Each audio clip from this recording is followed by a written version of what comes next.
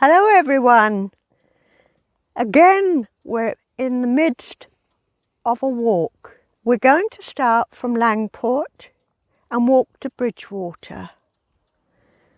Langport was once a busy hub for a very lucrative river trade.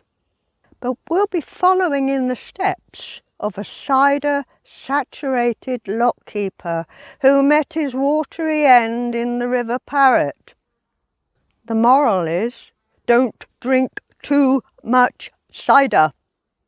We'll walk beneath Brunel's Great Western Railway viaduct to reach Monksleash Clyce, constructed to control the waters here.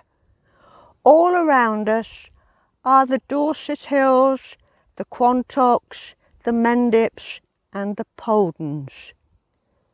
And these help create the basin-like formation of the moors and levels.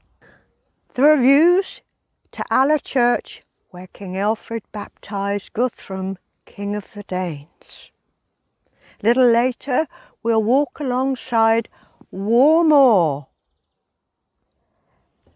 In springtime, a flower-rich meadow, and you may see deer. You will most probably see the tidal effects of the River Parrett. Ahead of us is the King Alfred pub, where in the past bargees would have gathered to wait for the tide to turn. But we are going to climb the 75-foot Burrow Mump ahead. There are views to the Quantocks, to Bridgwater's St Mary's Spire, and in the background would be Burton Pynsent that you've seen before.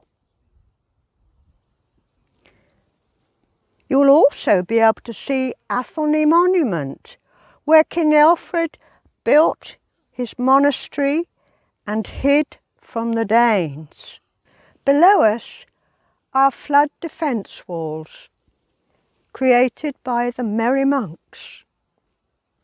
These were with the idea of controlling the waters, the flood waters of the rivers Tone and Parrett. A little way ahead, we'll be able to see Western Zoyland Pumping Station. Today, it's a museum, but it has a working beam engine. Western Zoyland Church, though, has a dark, dark history. During the Battle of Sedgemoor, 1685, approximately 500 wounded soldiers were incarcerated there. Just think of the blood and the gore. Nearby is the Sedgemoor Inn, claims to have a ghost of a royalist soldier.